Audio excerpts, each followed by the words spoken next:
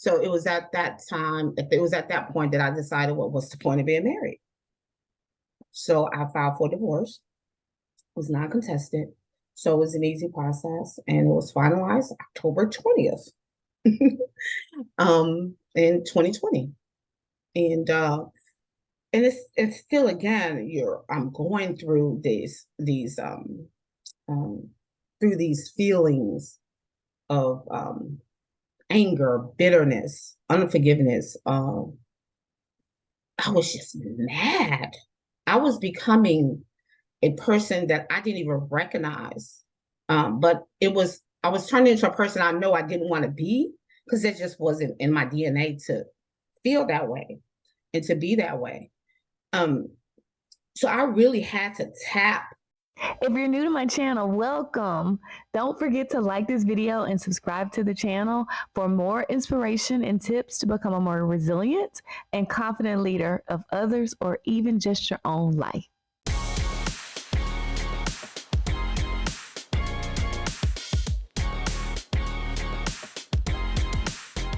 Hey everybody, I'm back with another episode of Solo Success Stories. And today I have a special privilege of talking to Tina Bailey. Tina and I go all the way back to, just like most people I talk to, it's been a blessing to know so many amazing people for such a long time.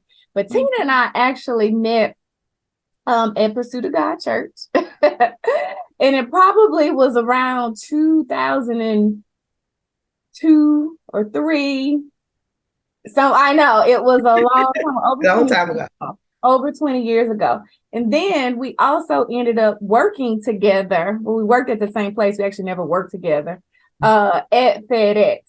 And Tina, and I don't even know if you remember this, Tina actually set up my LLC for So What. Oh my God. Tina set up my paperwork. She set up the LLC for So What, and now I've been in business for 13 years. I have had this business that she set up for 13 years. So yes, but now today, Tina is assistant corporate secretary at a company called Silvamo. Yes, Tina, tell us a little bit about yourself. Well, first of all, thank you, Summer. My God, I remember us being together when the ministry first started in the house. Yep. So you have an awesome story, and you have always encouraged me because of your story. So thank you. A little bit about me. I am here in Memphis via way of Chicago, like many, many others. I relocated here in 1995. And actually took a break from law school while I was in Chicago to relocate here.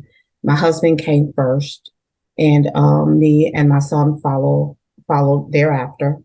So I've been in legal all my life. I got my bachelor's degree from Marquette University, and I got my paralegal certificate from Roosevelt University in Chicago.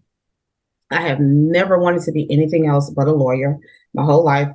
Never changed that desire. Even when I started college, I never changed my major. It has always been law. When I relocated here to Memphis, I have had amazing opportunities to work at some major law firms, Baker Donaldson, Bass Berry Sims.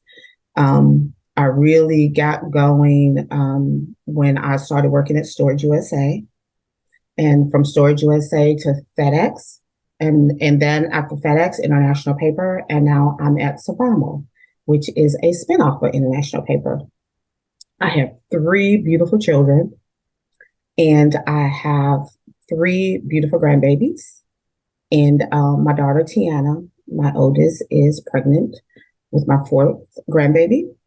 I am the best nanny, that's what my grandbabies call me, on this earth. So I kind of have like what most grandparents do. I dish the kids, and now I'm really into my grandbabies. My children and my grandchildren are my whys as to why I do a whole lot of what I do. So, and let's see what else about me. I love traveling. I love reading. And I love spending time with my family, of course. I'm also a pastor at the Pursuit of God Church here in Memphis. And I love working in the ministry. And let's see here. I love my job, of course. And let's see, am I missing anything else, Summer? No, that's good. Let's get into your story. Let's get into your resilience story. So, Tina, you and I met years and years and years ago, and we both have watched each other over the years. And I've seen you have successes, and I've seen you with highs, and I've seen you with lows. I've seen you go through so much, and I'm so honored to be looking at you right now and seeing that smile because you have been through a lot, and I'm ready to encourage people through your story. So in this program, I have what I call the Soul with Success system. It's my belief that if anyone can learn how to overcome obstacles, eliminate excuses, and calculate their choices, they can have what I call soul with success. And that's success no matter what you go through. And so, Tina, you are so a success woman. I've witnessed it firsthand. And so, first, tell us a little bit about some of the obstacles that you've had to overcome to get to where you are today. Thank you. The biggest obstacle in my life actually occurred in my marriage. I actually, what's interesting today, October 20th, is actually the 3rd-year anniversary of my divorce. So I don't believe it's no accident that this is occurring on that day. So I had been married to my ex-husband for close to 27, 28 years before he decided that it was time to separate. This occurred in early 2020, actually the first of the year, 2020. Now, it's not anything that happened overnight. The marriage has had its challenges. But because of my faith and everything, I believe that it takes two to work it out. So I believe if you have two people that are engaged in trying to make it work, then anything can be resolved. In 2019, this is what's interesting. And I believe God is always in the midst of everything. And of course, he knows better than us. So in 2019, a stage started to be set that I believe that was all God, that I did not completely understand. So I did some things in 2020 and 2019 because I heard from God, but I was struggling with it because I was like, Lord, why are you doing this? Why are you telling me to do this? He was setting the stage for what was about to occur. In 2019, the Lord told me that I had to join Life Christian University. It's a Christian university that we have at the Pursuit of God Church. It is an accredited university where you go on to get your certificates or degree in theology. And at that point, I was like, why am I doing this? Because first of all, I have degrees. I don't want to go this route in life. I want to be a lawyer. So this has nothing to do with law school. But I did it, not understanding why. And that was in the fall of 2019. Well, it was in January 2020 that my husband at that time decided that it was time for us to separate. Things had gotten really bad. So that was kind of difficult because, as we know, what happened in 2020. So I get this news in January of 2020. We go into complete shutdown in March or April of 2020. I moved. We were in the process of moving. So I ended up moving into a 2-bedroom apartment in the middle of COVID, in the middle of a shutdown. So at that time, also international paper wanted to shut down. So we bought everything home. So I was able to work from home. And here I was in this 2-bedroom apartment alone, have not been alone since my first child was born. Tiana was born in 1988. So here I was alone for the first time since college, and in the middle of COVID and in the middle of, working from home. So it was definitely an emotional battle, especially trying to understand now what am I going to do with my life? I mean, the children are gone away from home. I'm no longer married. And here I am trying to figure out myself now at this point because I'm by myself. I'm no longer having people to take care of. And you don't realize that you've lost yourself until you've by yourself and you have to figure out how to do it all from the beginning. So I couldn't between the and I also I was still in Life University. We went virtual. So I had to navigate this new life in the midst of an environment that was very unfamiliar to anybody at that time. It was my life imploded at that time, and I had no idea. I couldn't get through the pain. I couldn't navigate through the pain. I didn't know how to get through it. I didn't know how to get over it. I didn't know how to handle the anger, um, the depression that was trying to come on me. So there was a whole lot of stuff going on, and at the same time, I'm still trying to handle this separation, not knowing what it meant. Okay, we're separated. What does that mean? Do we take the time to try to figure it out? Do we go to counseling? What's the plan? But unfortunately, there was no plan. And what was really difficult about that whole transition was the fact that he went into total shutdown. There was no communication. So I'm having to work from home and hide all of this, not only from coworkers, but my family. So what I had to do was I had to get with my circle. Everyone, this is my advice to anyone, get a very small circle of people in your life that can hold you not only accountable, but can encourage you, that can lift you up, that can pray with you, that can give you good advice, things you don't want to hear, things you need to hear, people that are not afraid. And I had that circle. I had 3 people in my inner circle. And then I had a couple of people that were also in my circle, but they were not that deep. And I relied on them during this time. So, Summer, what was interesting is that I had to, at that point, really tap into my faith, questioning God like never before, like trying to understand why, what, the wins, all the whys. And at the same time, not trying to become angry, because one thing you don't want to do is get mad at God in the middle of trying to rely on God. But we do, don't we? We do. So, and that's what Life Christian University helped me with. Like I said, God knew what was about to happen. So he was positioning me to be in a position to handle all the craziness that was about to happen in my life. So during that time, I found out that my husband was actually in the middle of creating his own new life. That he had no intentions of trying to reconcile the issue without really saying it point blank, communicating it clearly. It was some things that I started to observe and to hear that made me determine that he had moved on past me, past us, and he was in the middle of developing or starting a new life with someone else. So it was at that time, it was at that point that I decided what was the point of being married. So I filed for divorce. It was not contested. So it was an easy process, and it was finalized October 20th in 2020. And it's still, again, I'm going through these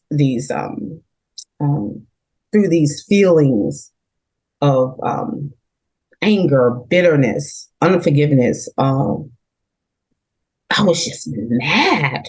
I was becoming a person that I didn't even recognize. But I was turning into a person I know I didn't want to be, because it just wasn't in my DNA to feel that way and to be that way. So I really had to tap into everything that was going to keep me alive. My faith, my friends, my children, my grandbabies. I had to rely on them and these other people in order to get me through what I was going through, because girl, I was homicidal, suicidal, and um again, just experiencing raw emotion that was like, what the hell do I want to do with all of this? This is like, craziness. And at the same time, my dad was diagnosed with cancer. So he was in the middle of this cancer battle that was really emotional. Me and my father were close, so that was hard. And again, you're battling all of this in the middle of COVID, um, where places were shutting down, things were half operating, and you're trying to navigate in the midst of everything outside, in addition to what's going on the inside. So let's fast forward to 2021.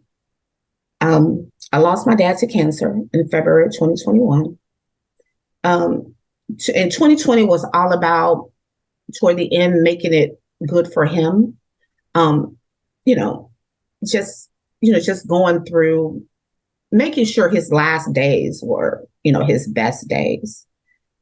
And also at that time, we got some good news. My youngest daughter got engaged. So in the middle of that, we were planning a wedding.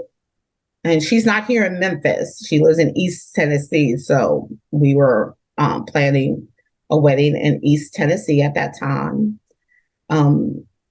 And in April, I think it was April of 2021, I found a lump in my breast and immediately went to the doctor.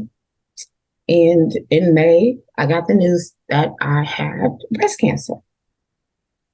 So I just buried, my dad died in February 2021. In the middle of planning a wedding, I find out that I had breast cancer. And when I got the news, I left West Clinic and I was in shock because that's not what I expected.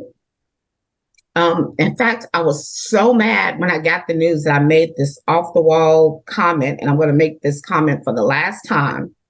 But I said, I sat in a car at West Clinic and I said, well, God, you really have a sense of humor.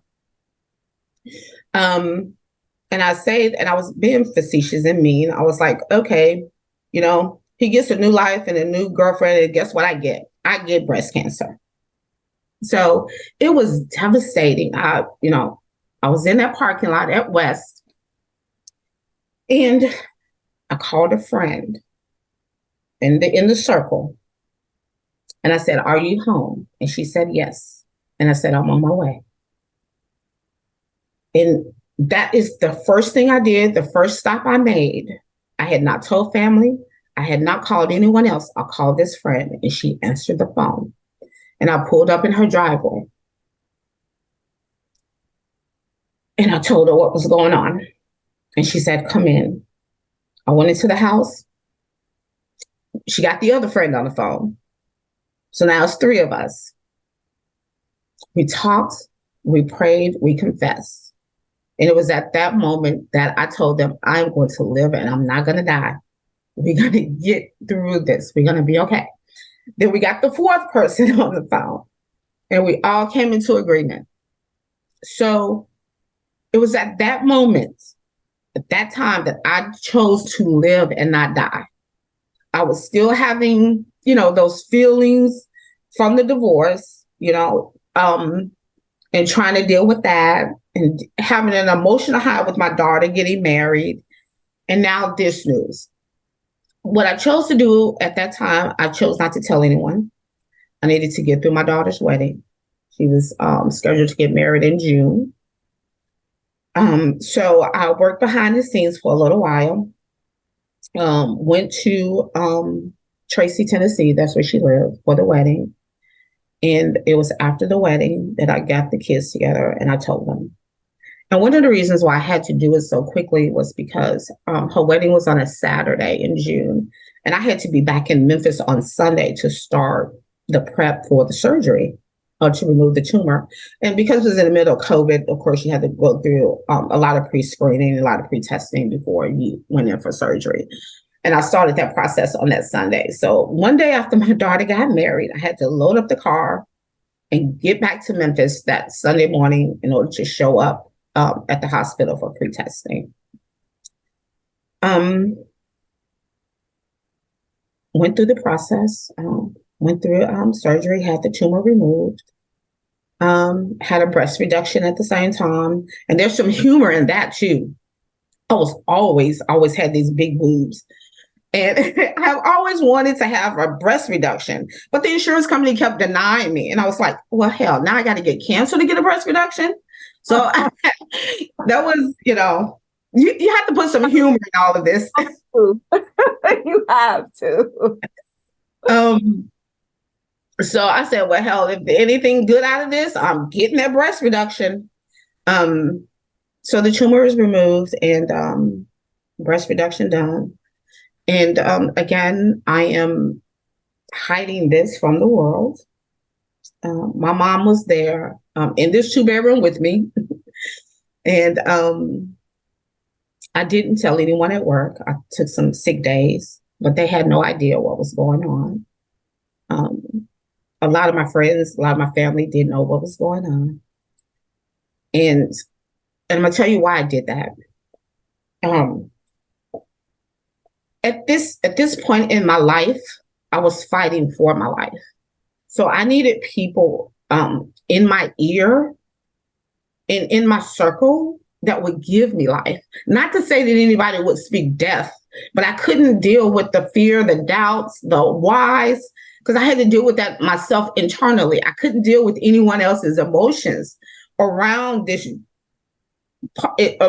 time in my life. So I had to keep it a secret in order to protect me. I had to protect my emotions. I had to protect my mind because, they say the battlefield is in the mind. Girl,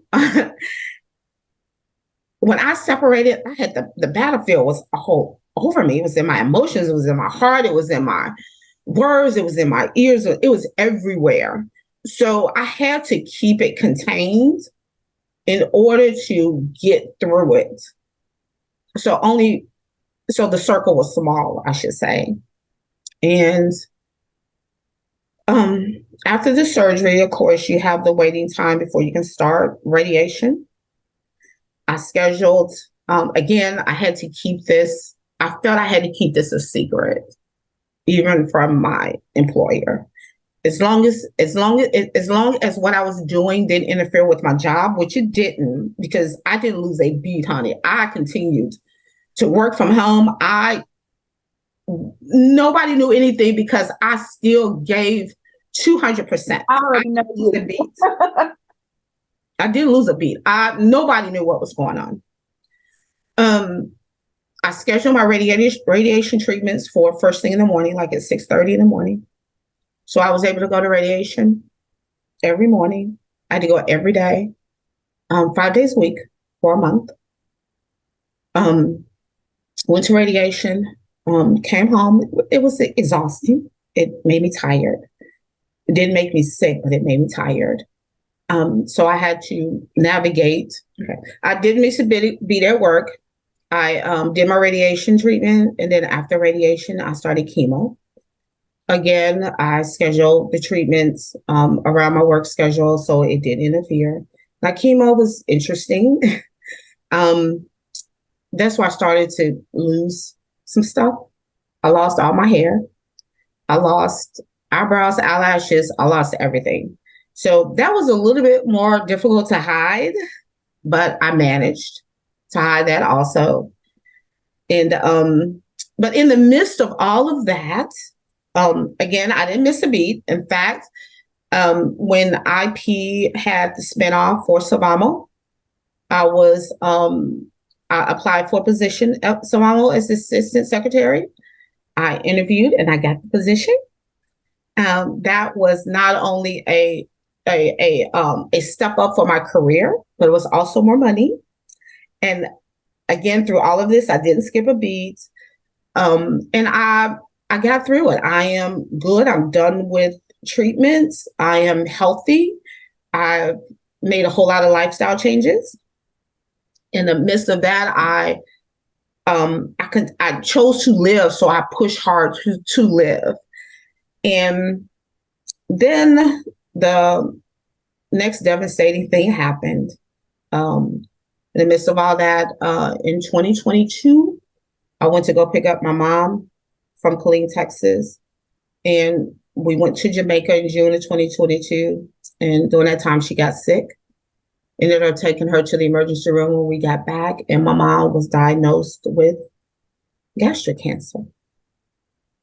So, in the midst of still handling my situation, I became the primary caregiver for my mom. And another funny thing about that, me and my mom had the same oncologist. So taking her back and forth to West Clinic was a case of deja vu for me. So I had to navigate those feelings again, different types of feelings. Um, Mom transitioned in August of 2023. So I went through that journey with her. And yeah, So I let's tell say this, Tina. You have shared so much, so much, and that you've been through, and that's why I've been wanting to talk to you. Because I knew a lot of that that you've experienced, and just hearing and watching what you've shared, on social media and stuff. Because I wasn't part of the inner circle, although like my heart's like, her.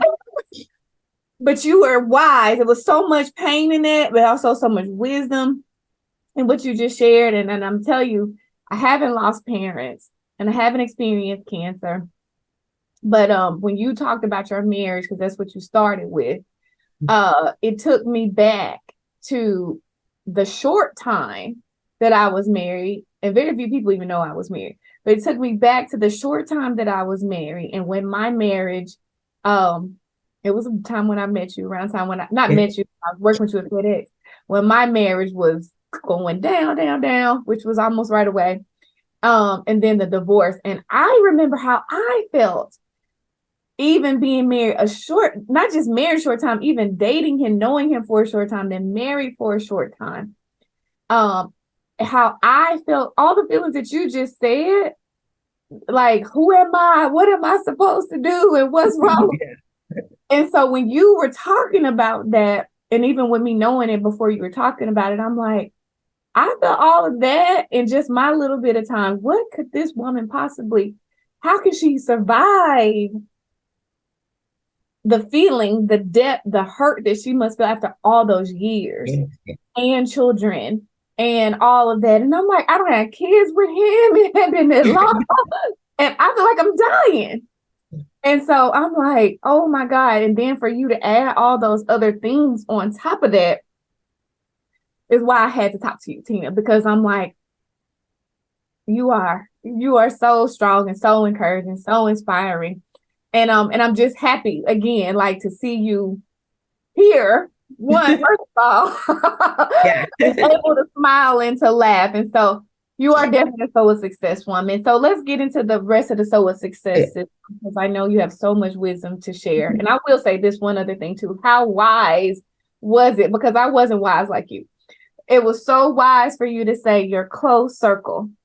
Mm-hmm. We had a few people, but me, I'm like, I'm helping everybody.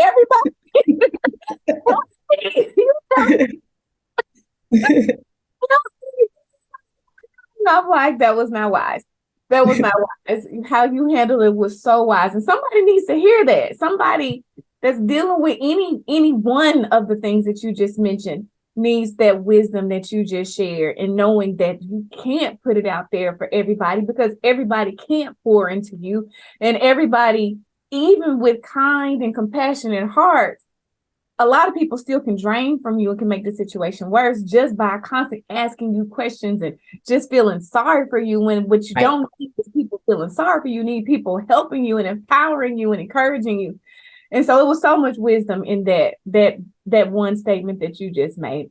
Yeah. Okay, so the second part of the SOA success system is eliminating excuses. You had all the things going on, probably like almost everything that you can imagine that a person can deal that would take people out, right? Almost at one time.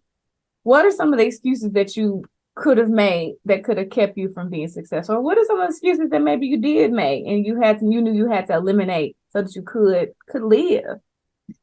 The biggest thing in my life that I felt that I let myself down with was law school. And so when I moved to Memphis and I took the break, when I took the break from law school to move to Memphis, before the move, I said I will go back immediately. I could have gone to the University of Memphis Law School, could have did a simple transfer during the time that I took the break because they give you a year, but I didn't. Life caught up with me. And every time I made the decision to go back, something would happen in my life. I was still fighting for my marriage all those years. A third baby came that wasn't planned, my youngest Taylor. So after a while, the excuses I start to use for not taking care of me, for not loving me enough, the excuses I used was my husband. I used my children. I used life. I used my age. I used low self-esteem. I used every excuse not to move forward with the biggest desire of my heart. And that's the only regret I have in life is not finishing. But just so you know, I have no more excuses. So I'm in the process of studying for the LSAT and I'm going to try it again. I'm going to try it. I'm scheduled to take the LSAT in April of 2024. I'm going to try it. I'm excited. That makes me happy. That makes me happy. I'm rooting for you. And if there's absolutely anything I can do, I don't know what it might be, but if there's anything I could possibly do, I want to help you. Oh, girl, that just did my heart good. Okay. So the third part of the SOA success system is calculating choices. I heard one in the story when you told the whole story, or I know that's not even the whole story, but when you told a lot of the story, I heard you say you made a choice to live. Yeah. You made a choice to live. So that was one choice. Talk a little bit more about that calculated choice, because that is a choice. And talk about some of the other choices you made along your journey. Yes, ma'am. Summer, when I decided to live, that just didn't mean physically to live. Like when I chose to live, I made the choice that it was going to be about me. And I'm not saying that in a selfish way, but then again, I come saying it in a selfish way. And it should be in a selfish way. Yeah. It was at that point that I decided that it was time to not only live for me, but I had to just rediscover who I was. I had to make choices about changes in my life that I wanted, that I have suppressed or put on hold because of my previous life. For example, one of the calculated choices I made is about my hair, my head. Like between the chemo treatment and alopecia, I lost my hair, and there were some parts that would never grow back. So I was doing wigs and everything, but I wasn't free. When I decided to be free, this is what freedom means. To not be ashamed of not having hair, to be free. I want to go swimming in and not have to worry about my hair. So that was one of it seems small compared to, but this is a life journey. This is a big decision I had to make about my appearance. So I also decided to pursue, again, law school. I'm going to try it. I am going to pursue as much of my career as I can to be, to be successful. My whys, my children, my grandchildren are why I push so hard, because at the end of the day, when I am gone, I want them to say it was because of that old lady who chose to live, it is because I have this, I have that. So And that yes, I am this and that I am that. that, I feel right. you. So it's all about me now. And And I say that, when I said, and it should be in a selfish way, because people who don't have a selfish bone in their body can say that. And I know you, and no matter how much you say it's about me and I'm selfish, I already know what that means, because you're still going to love on your kids and you're still going to love on your grandchildren and your church and yeah. all the other people in your life. But for somebody who always puts themselves last and probably have always put yourself last, then it is time for you to be selfish and to say, I need to do what's best for me. And I'm talking to you and I'm talking to myself because I'm at that place in my life. And I totally understand. I'm a mom and a grandma, a sunshine. You're a tea and I'm a sunshine. And I'm a sunshine and I'm like, and I love them and I will always treasure them, but I gotta take care of me. And so that's exactly where I'm at. And regarding your hair, your decision with your hair, I applaud you for that. And I know it's not easy, not because that's my journey exactly, although I know so much for women, especially Black women, Yeah. our identity is tied to our hair. And I've shared before my story of growing up as a little girl. I used to pull my hair, which it's hard to believe. I used to take it, twist it, and yank it out from the root. Wow. So I had all these bald spots. I wrote about it in my book all over my hair, and my mama cut my hair all off, even when I was young. And so I used to get called boy. I got bullied. That was when I was 5 and 6 years old. And I remember how that affected me and how I felt about myself. And then growing up, my hair grew, and I'm like, okay, I have hair now. I'm happy about it. But then I also, as I matured, ended up having friends who experienced cancer and Yeah. lost their hair through cancer. And then I also have two friends who have alopecia. Yeah. And they both are bald now. And I've talked to both of them about their journeys. And Yeah. they have very similar stories. And guess what? They look just like you. So beautiful. Thank So you. pretty. I mean, it's beautiful, physically beautiful. And your face is beautiful and you can see it better and everything. But also just the beauty that emanates from the freedom. It is. It is. It feels as though you're no longer hiding behind what's naturally there. And there is some freedom in that. Believe emotional and mental freedom, like God, I ain't gotta hide anymore. It was just exhausting trying to figure it all out daily. And I'm not a weak person, so that only made it worse. Right. Oh, I love it. I love it. I love it. You're rocking it and you're rocking it. So, Tina, you have demonstrated you know how to overcome obstacles, eliminate excuses, school, and calculate choices. So you definitely are so a success woman. I've seen your journey. You shared a lot of your journey. And not even everything, because I know it's so much more. You are a successful woman in so many ways, as a professional, as a mother, as a manatee, and all. So you know what success is. But what is your personal definition of success? um, I have these journals, they're called planners that I create by hand. And on the first page of my planner, I have this definition of peace. And it wasn't until I started this, I call it my transformation journey. I go to the Transformation Center church. So of course, I'm always on this transformation journey.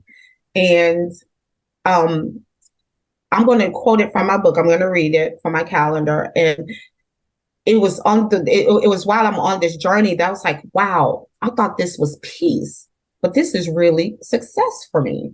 And I define it as waking up in the morning with an unspeakable joy and a sound mind full of endless possibilities, meaning options and opportunities, knowing that you can have your pick of any one of them and you do it. To me, that's success for me. That's I, success. I love it. I love it. I felt it. I felt it. Okay, Tina. One last question for you.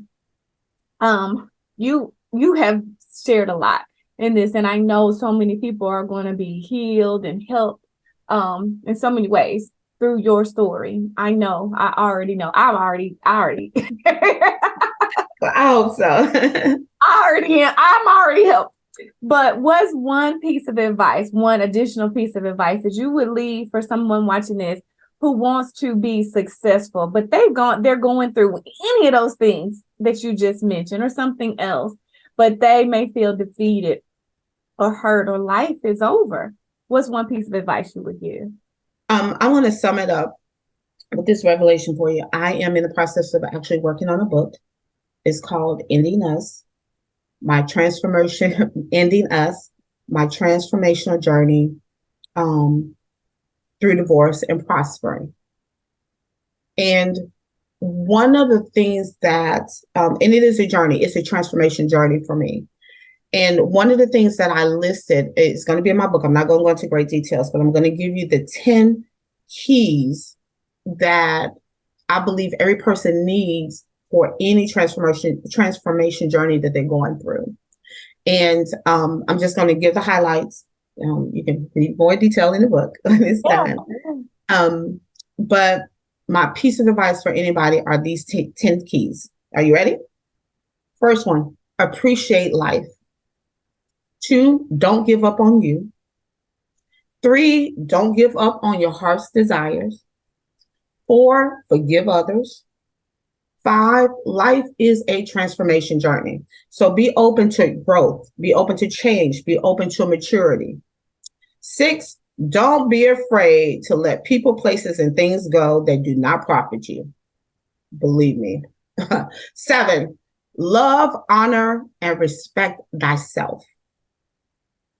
Through life, we always have a tendency to lose ourselves. Love yourself. 8, live by faith. 9, go through it. Don't try to go around it. Don't try to go over it. Don't try to go under it. Just go through it and come out on the other side. And 10, most important thing that I've learned through this transformation journey, trust the process. You may not understand it. You may not get it. It may hurt. It might be ugly. No matter what it looks like, no matter what it feels like, trust the process and trust that you're going to be okay on the other side of it. Thank you so much for your vulnerability and sharing your story, because like I said, I know all of that was hard and is hard. Yeah. And it is hard. But I'm so grateful for where you are right now and for your willingness to share, because I already know it's going to help so many other people. So yeah, thank you. So. And thank you for your friendship. Let me not leave that part out. Thank you for saying, so what? Thank you, Summer. Thank you for being an encouragement. I have watched your journey. So just like you've watched me, I've watched you. And I tell you, you are definitely an inspiration for me. You are. Thank you. Let's keep on inspiring other people, girl. Yes, ma'am. If you're new to my channel, welcome.